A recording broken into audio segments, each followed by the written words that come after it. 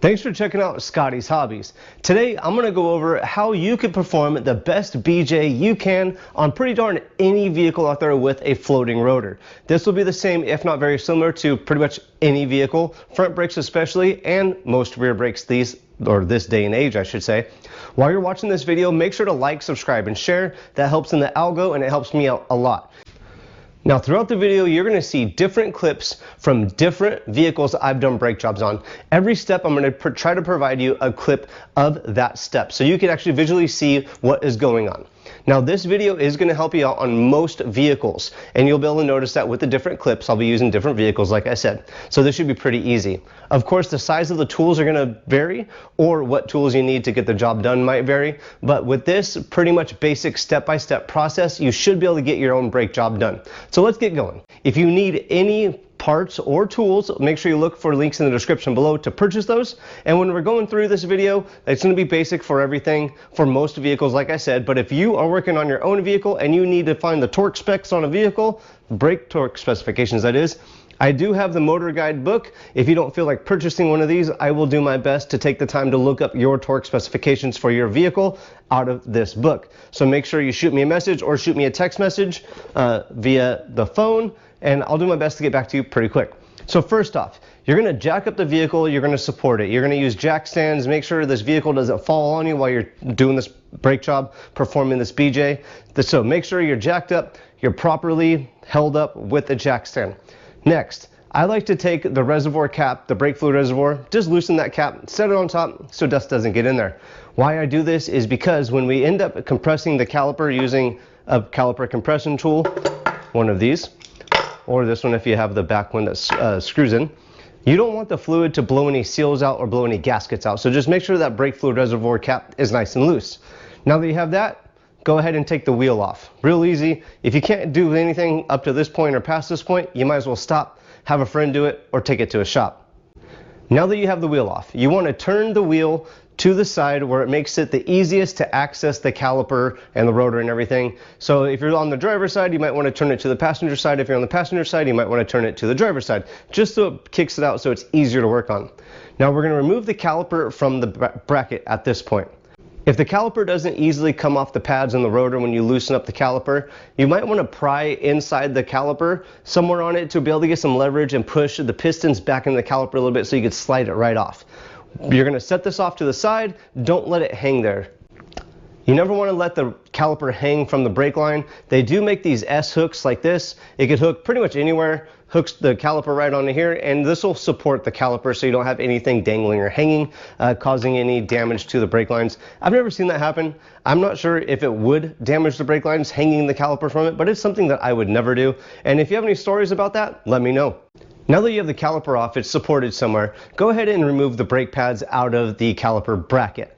When we do the reassembly process, obviously we're going to need new brake pads, but you also want to get new hardware for the brake caliper bracket itself too. So when you buy your brake pads, good pads with the hardware kit, use torque specifications, and I usually like to replace the rotors, but we're getting there very soon.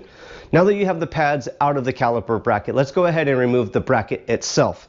This is usually a much larger bolt that's really, really tight. You might need a breaker bar to loosen it up, and especially a 1/2-inch socket wrench to get these bolts off, usually 9 times out of 10. They're about, I'd say roughly 90 to 135 foot-pounds is a pretty good going tautness, or how tight these bolts are. So they might be kind of hard to get off, and don't be too afraid if they are hard. Just put some muscle into it, take off that bracket, you'll be fine. Now that the bracket is off, go ahead and remove the rotor.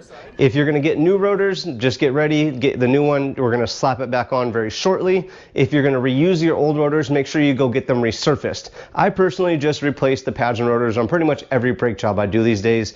Parts are pretty cheap, and if you need a link to buy parts for your vehicle, make sure you message me with the year, make, model of the vehicle that you are working on, and I'll do my best to get you a kit, a brake pad kit, a brake pad and rotor kit that you could purchase either Amazon, eBay, Rock Auto, something like that. I could help you out with that.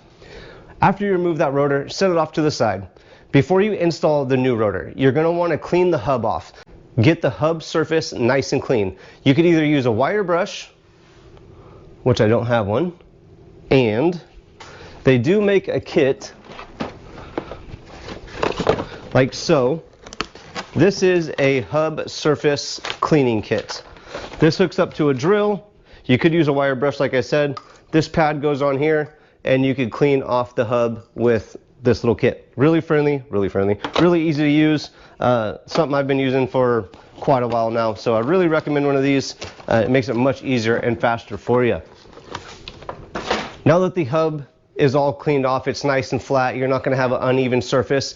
You might want to put some never sees on the hub, not too much, just a little bit, so when the rotor rests on the hub, it doesn't get stuck on there for when you do your next brake job. It makes it harder. So if you're going to use some anti-seize, this would be the time to do so. Put your rotor on. What I like to do to hold the rotor in place while reassembling everything is to use one lug nut. That just holds the rotor up on the hub. It doesn't flop around. It makes it easier for everything to line up. So I'll use one lug nut on there just to hold the rotor in place. Much easier for you.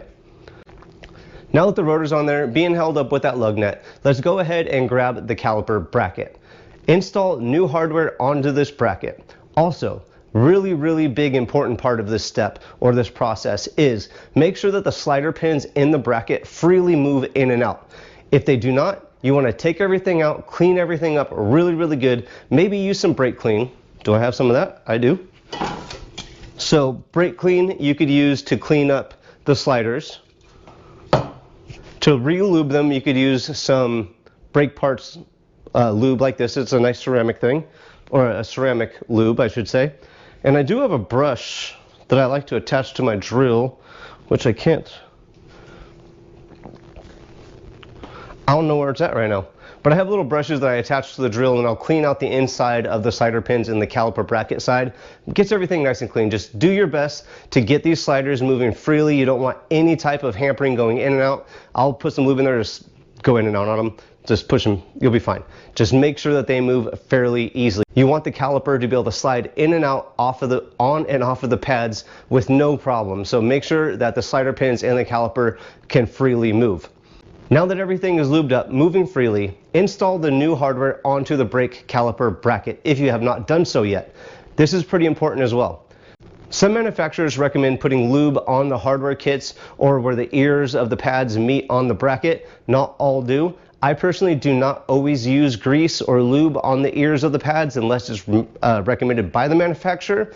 The reason why I do not do that is I believe over time brake dust, road grime, all that stuff will gather on the grease on the ears, and that'll hamper the pads from moving freely in and out, on and off of the brake rotor in the caliper bracket.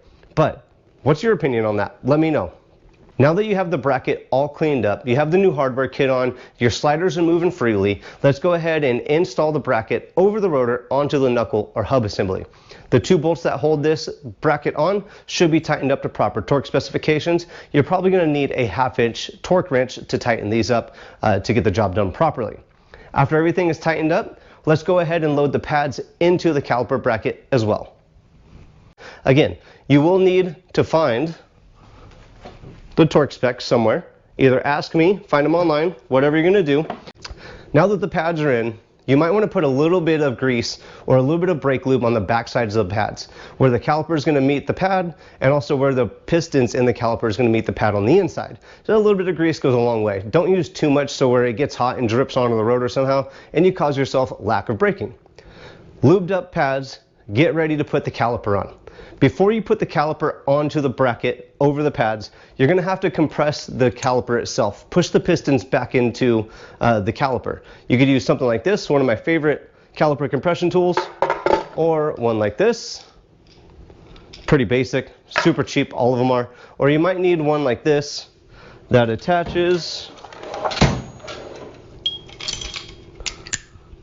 to a socket wrench, and this will be able to push the rotor, no. This will be able to push the caliper back into the, no it won't. This tool will be able to twist the caliper piston back into the caliper, usually on rear brakes if you have a design like this. You could use this little square. It works for a bunch of different brake calipers. Now that you have the brake caliper completely compressed, the piston's pushed all the way in. And again, Remember early in the video when I had you take the cap off to the reservoir? This is why I did that. So when you push those pistons back into that caliper, you might get some fluid leaking out of that reservoir, and that's totally fine. Just make sure you clean up the area when you're all said and done. But this is why I take that cap off, just in case there's a lot of fluid in there. You don't build up pressure in the reservoir and blow seals or gaskets out somewhere. Again, I'm not sure if that would happen, but it's a good precaution to take in my opinion.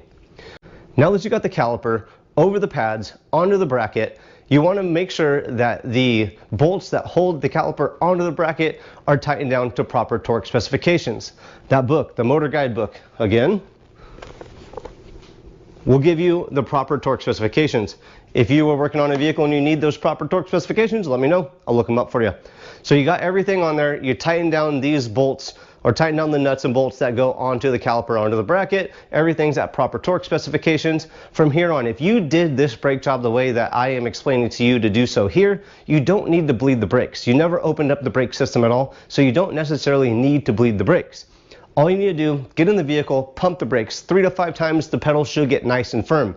If it does not, you might have another issue such as air in the line and you might need to bleed the brakes, or you might have a bad brake booster, or you might have a bad brake master cylinder. So there could be some more issues going on other than just bad pads and rotors. If you have any other questions, feel free to ask. Hopefully you liked by now. If you haven't done so, hit that like button. After you pump the brakes, you got that nice firm pedal, go back over the brake fluid reservoir. Make sure you're at the maximum line on that brake fluid reservoir. The brake fluid reservoir should also let you know what kind of brake fluid belongs in that vehicle. Usually a .3 with most vehicles, but it might be a .4. Just make sure you have the proper fluid if you need to top it off, and top it off to the max line. Tighten that cap back up on the reservoir, and you're pretty much all set. Go ahead and put the wheel back on, jack up the vehicle, take the jack stand out, drop the vehicle back down, and go on and test drive. Now, this is all you needed to do to be able to perform a good BJ on your vehicle. If you have any questions, feel free to ask. If you have any comments, let me know. If I can do something better, tell everybody about it, please. Thanks for checking out Scottie's Hobbies. I'll see you guys on the next hopefully helpful video. Maybe one of these videos right here might help you out. If they do, go ahead and give them a try. I got a few hundred videos in my video library, and I'm always adding more. I'll see you guys on the next one.